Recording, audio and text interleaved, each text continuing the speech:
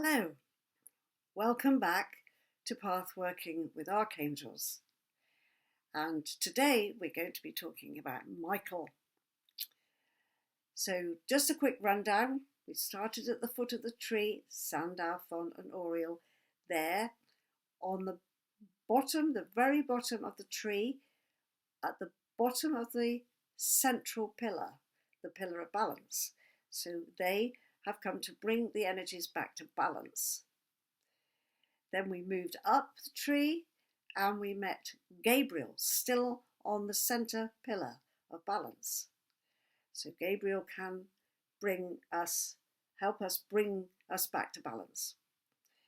Then we went to meet Raphael, and then we went to meet Haniel, and they are on opposite sides of the tree, one on the yin, one on the yang, and they complement each other.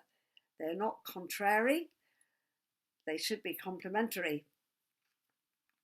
Okay, so now we come back to the central pillar again, the pillar of balance. We're moving up the tree and we come to Michael.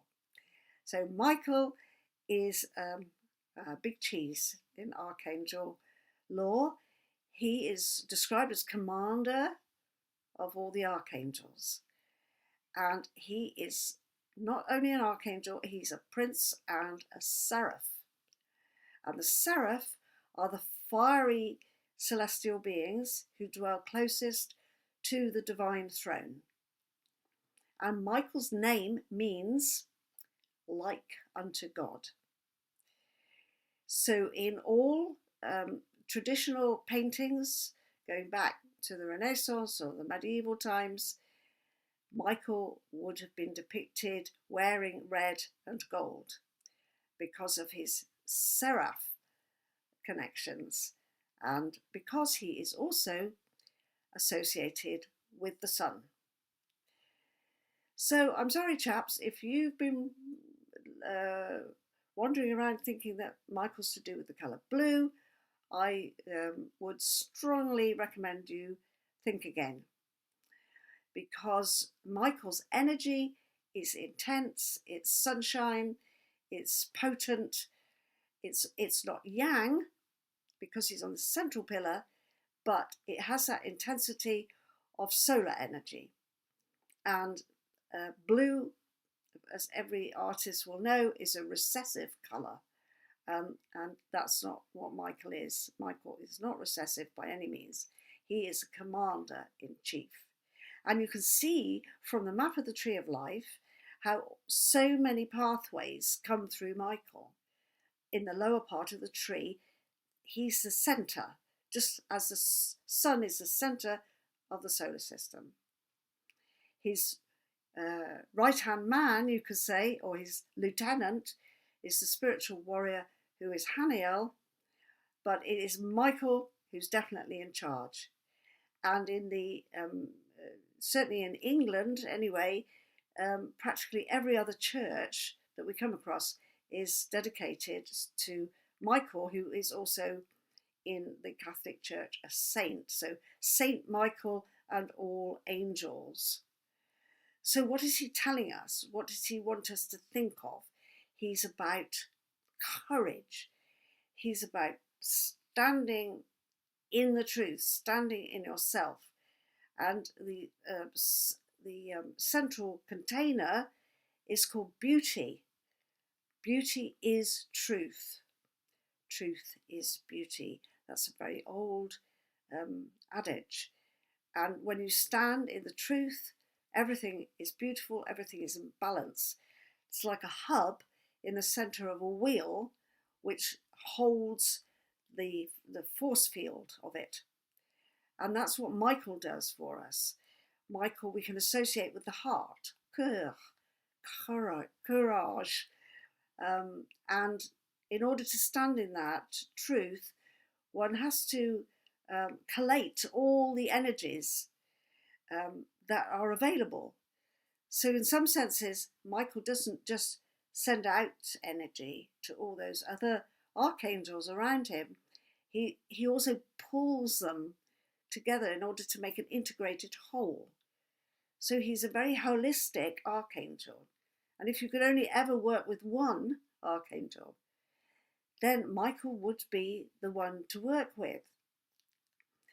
And so what we're doing here is we're building up a picture of how the archangels represent archetypal energy fields that are, you could call them subsets of divine energy, because divine energy, Shaffir, let's keep coming back to that word, the Shaffir is moving through this tree of life pattern.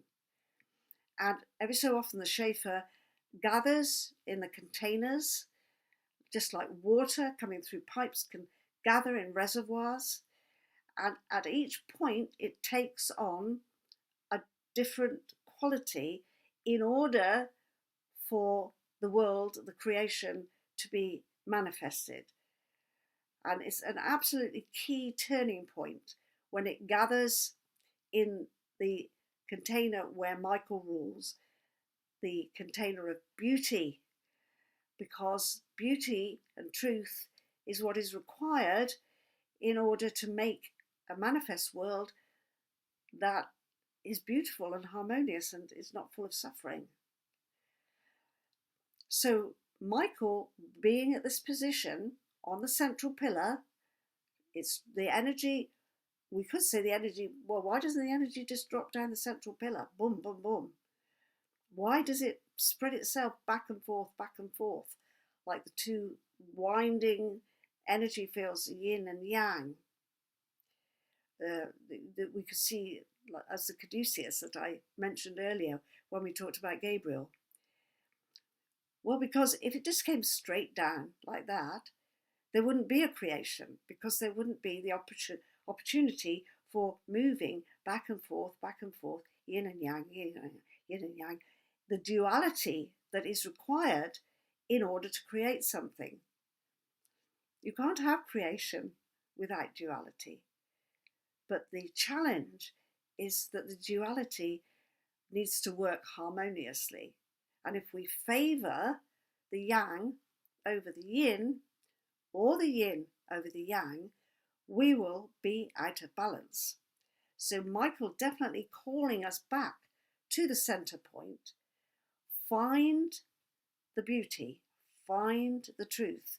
The beauty will unfold naturally as long as those energies are kept in place. So meditating on Michael is like finding your sovereign self.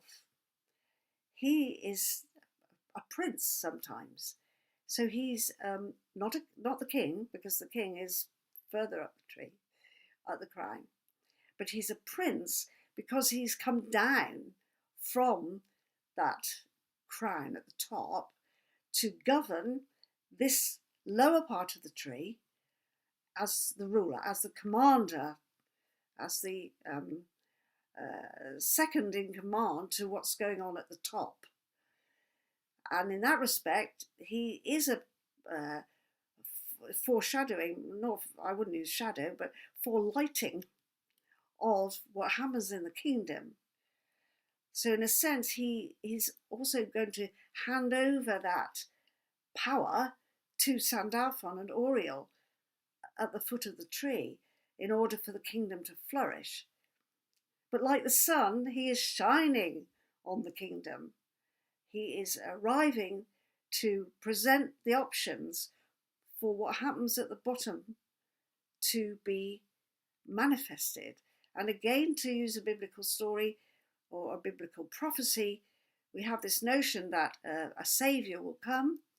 The prince of Michael, as a prince, will conquer what needs to be conquered, which is ignorance and foolishness and so forth, in order to allow the couple at the foot of the tree to manifest the kingdom to its best potential.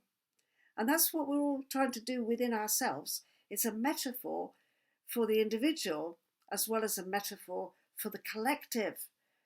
And the collective is built up, is created by many, many individuals. And every time we do something, every time we work with Michael in our heart, we are contributing to this greater possibility.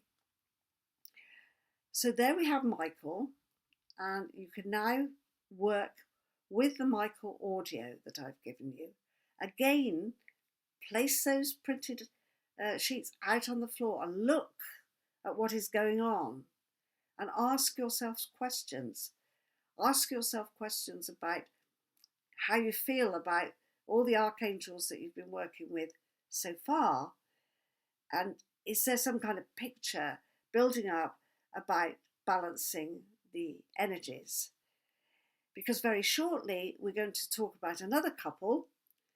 That will be Samael and Zadkiel on the yin and the yang side of the tree. And then we will get a really good substantial picture of this lower part of the tree, which represents our everyday lives and our opportunities in the world. So that's all I've got for you today about Michael, but it's powerful stuff. Use the Michael audio, and I'll be back very shortly to talk to you about Samael. So goodbye until the next time. Salah.